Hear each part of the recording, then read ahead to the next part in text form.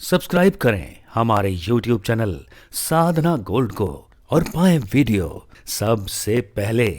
और हाँ, bell icon दबाना ना भूलें। ये 6 चीजें ईश्वर के हाथ में है। हानि, लाभ, जीवन, मरण, यश, अपयश। 6 ईश्वर के हाथ में, इसलिए ये तुम्हारे हाथ में है ही नहीं। इसलिए इसके लिए रोने से झगड़ने से कोई फायदा। तुम लड़ते रहो, झगड़ते रहो। जितना तुम्हारा यश होना है उतना ही होगा, ना एक रत्ती कम ना एक रत्ती ज्यादा। जितना तुम्हें मिलना है धन उतना ही मिलेगा, ना कम ना ज्यादा। हाँ, तुम मेहनत बराबर करते रहो, कर्म करते रहो। कर्म खूब करना चाहिए।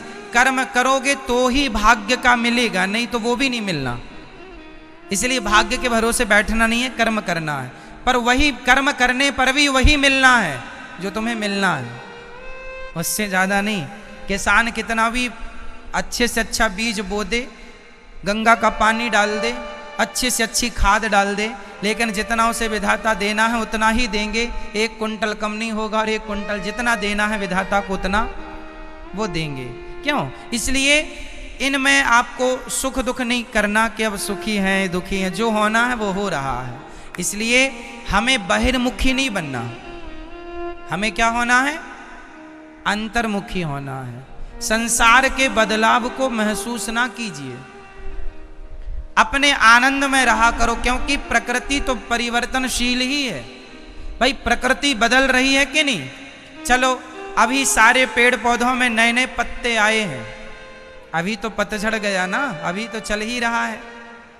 अभी नीम, पीपल, हर पेड़ पौधे में नए पत्ते आए हैं। अभी अभी देखा आप लोगों ने? अब ये कब तक टिकेंगे? हाँ? मार्च तक। मार्च होते ही पतझड़ फिर स्टार्ट हो जाएगा। क्यों? सही है ना मेरी माँ? भाई चैत्र के महीने में नई पत्तियां आनी शुरू हो जाती हैं। चैत्र वैशाख में तो पूरा पेड़ हरा भरा हो जाता है नए ढंग से। तो पेड़ की पत्तियां भी 1 वर्ष के अंदर झड़ जाती हैं। उसी प्रकार तुम्हारा ये शरीर भी है ना, दिनों दिन पतझड़ की तरह झड़ता चला जा रहा है। ये परिवर्तन हो रहा है, प्रकृति बदल रही है। आपको इस परिवर्तन को महसूस कीजिए और आनंदित रहिए। चलो, अब ये आएगा ही, ये दिन भी आएंगे। इसलिए कई लोग ना रोते हैं, अरे महाराज जी हम बूढ़े हो रहे हैं। क्यों जी? सदा जवान रहोगे। महसूस करो परिवर्तन को। तो जो व्यक्ति अंतर्मुखी है, जो अपने अंदर ही देखता है सब चीजें, वो रोता नहीं है ज्यादा। कोई मर गया, अच्छा मर गया, बधाई हो। कोई जन्म ले लिया, अच्छा बधाई हो, जन्म ले लिया। क्या तुम्हारे रोने से भी कोई जिंदा हो जाएगा? इसलिए अंतर्मुखी साधु संत लोग सदा सुखी क्यों रहते हैं? क्योंकि वो अंतर्मुखी हैं। वो जानते हैं कि संसार परिवर्तनशील है, वो समझ रहे हैं, बदलाव को महसूस कर रहे हैं, इसलिए वो आनंदित हैं। और आप लोग जरा जरा सी बातों में रोने लग जाते हैं, क्योंकि आप बहिर्मुखी हैं, क्योंकि आप। चलो मैं से एक उदाहरण से क्लियर कर देता हूँ, स्पष्ट कर देता हूँ, फिर आपको पूर्ण समझ में आ जाएगा। नारियल 2 प्रकार के होते हैं, एक कच्चा नारियल, एक पका हुआ नारियल। कच्चा नारियल और पके हुए नारियल में अंतर है। आप जब बाजार में कच्चा नारियल लेते हैं ना, तो कच्चे नारियल में पानी भरा होता है। उसे आप बजाएंगे तो बजेगा नहीं। जबकि पका हुआ नारियल, उसको आप बजाएंगे तो अंदर से आवाज आएगी, मैं अलग हूं, मैं अलग हूं, मैं अलग हूं, मैं अलग हूं।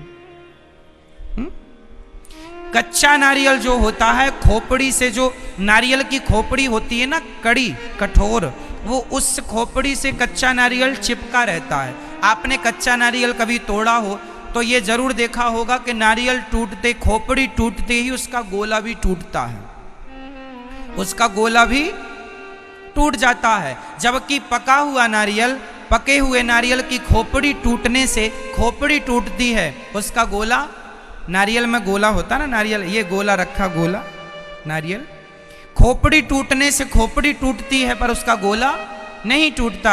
जबकि कच्चे नारियल का गोला भी टूटता है खोपड़ी के साथ, क्योंकि वो खोपड़ी से चिपका हुआ होता है। वो नारियल की जो खोपड़ी है उससे क्या होता है, जोर से बोलो मेरी माँ, चिपका हुआ होता है। उसी तरह आप लोग भी संसार से चिपके हुए हैं। इसलिए जब कोई मरा, अरे मैं मर गई, अरे तुम कहाँ मर गई, वो मरा नहीं, क्योंकि तुम उससे चिपके थे ना, तो वो मरा तो तुम्हें भी लगा मैं भी मर गई। अरे महाराज हम लुट गए, हमारा लाख रुपए का नुकसान, हम तो बर्बाद। अरे लाख रुपए का नुकसान हुआ, तुम कहाँ लुट गए? क्यों तुम ऐसा कह रहे हो? क्योंकि तुम चिपके हो कच्चे नारियल की तरह। संसार से आप क्या हैं? अटैच हैं, चिपके हुए। सही है मेरी माँ? तो संसार जब बदलता है तो आप उस बदलते हुए संसार को एक्सेप्ट नहीं कर पाते, रोने लग जाते हैं। अरे इनको क्या हो गया, अरे ये तो क्या हो गया। फिर आप रोते हैं चिंगाड़ करके, क्योंकि चिपके हैं संसार से। तो कच्चे नारियल हैं आप लोग, कच्चे नारियल चिपका हुआ है। और पका हुआ नारियल खोपड़ी टूटे तो टूट जाए, हम खुश हैं। राजा जनक का नाम सुना होगा, चलो हम जनक की एक कथा सुना देते हैं आपको। ये उपनिषदों में ये कथा लिखी है, उपनिषदों की ये कथा है।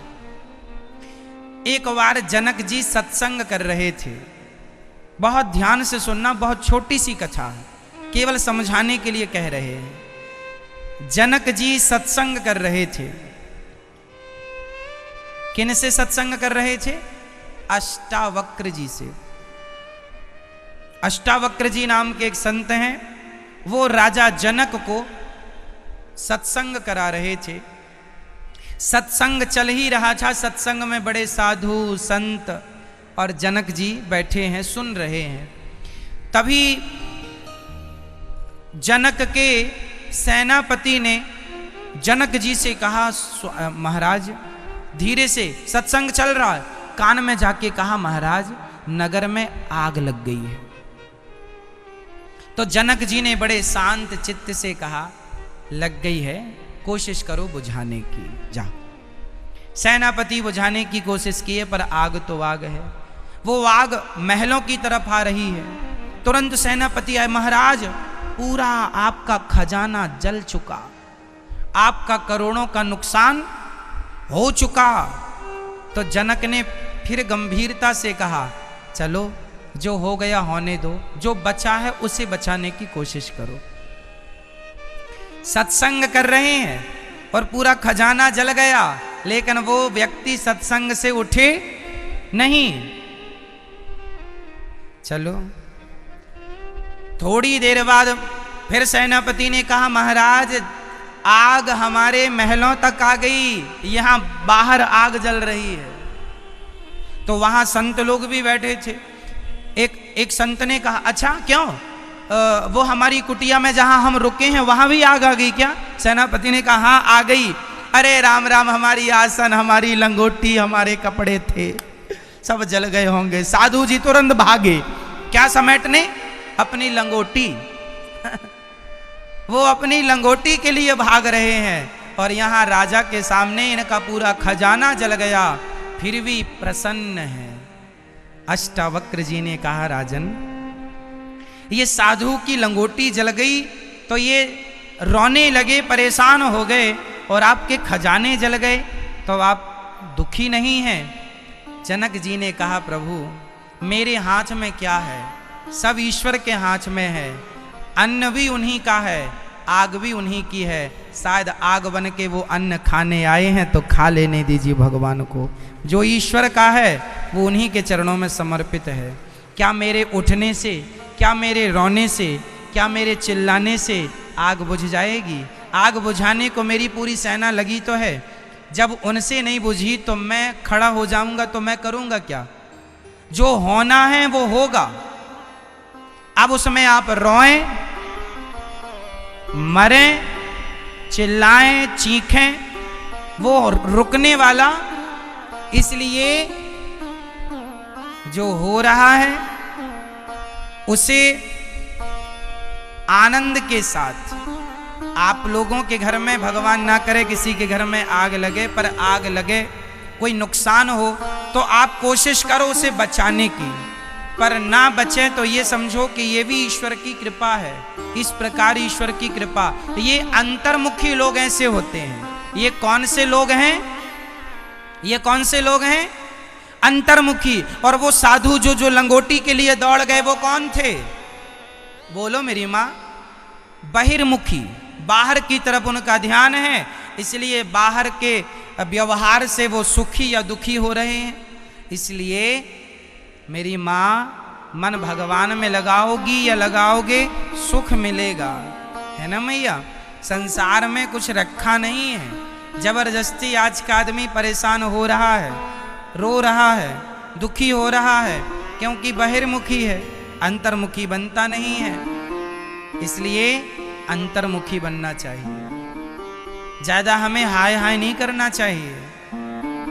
कोई मर गया तो ज्यादा रोना नहीं चाहिए। ये सोचना चाहिए कि हमें भी तो मरना है। नुकसान हो गया तो भी ज्यादा तंग नहीं हो, परेशान ना हो। कोशिश करो कि ना हो नुकसान, मेहनत करो। पर हो रहा है तो तुम्हारी मर्जी नहीं है, तुम्हारे चाहने। कोई नहीं चाहता कि मेरा नुकसान हो, पर होता है, क्योंकि जो होना है वो होगा। राम जी तो स्वयं भगवान है, पर वनवास जाना था, मतलब जाना था। क्या राम खुद अपने वनवास को रोक सके? माता सती अपने पिता के यज्ञ में जलकर मर गईं। क्या शंकर जी रोक सके?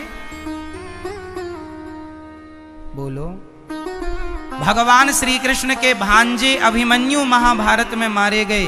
क्या भगवान स्वयं रोक सके? स्वयं भगवान है, रोक लेते? खुद का भांजा है? नहीं मैया, जो होना है होके रहेगा। क्या सीता हरण को राम जी रोक नहीं सकते थे? क्या राम जी से छिपा है कोई? राम तो सर्वज्ञ है, राम तो भगवान है। क्या राम जी नहीं जानते थे कि ये सोने का कोई मृग होता ही नहीं है? ये तो मारीच है, मायावी। सोने का मृग बना के भेजा है रावण ने। और क्या सीता मां को पता नहीं है कि सोने का मृग नहीं होता? फिर भी सीता मां कह रही हमें सोने का मृग ला कर दीजिए। और राम जी चल भी पड़े। क्या राम जी ये नहीं कह सकते सीता, क्या सोने का मृग होता है? ये कोई मायावी है? कह सकते थे, पर नहीं। राम जी ने जो हो रहा है वो होके रहेगा, वो भगवान के साथ भी होके रहेगा। तो जब होनी भगवान को नहीं छोड़ती तो होनी आपको हमें नहीं छोड़ेगी। होनी तो होके रहे, अनहोनी ना होए। और जाको राखे राम जी, मार सके ना कोई। तो ये भगवान के हाथ है सब चीजें। तुम कर्म करो, आप अच्छी सोच रखो, आप अच्छे कर्म करो, सब अच्छा है। पर जो हो रहा है उसे आप टाल नहीं सकते।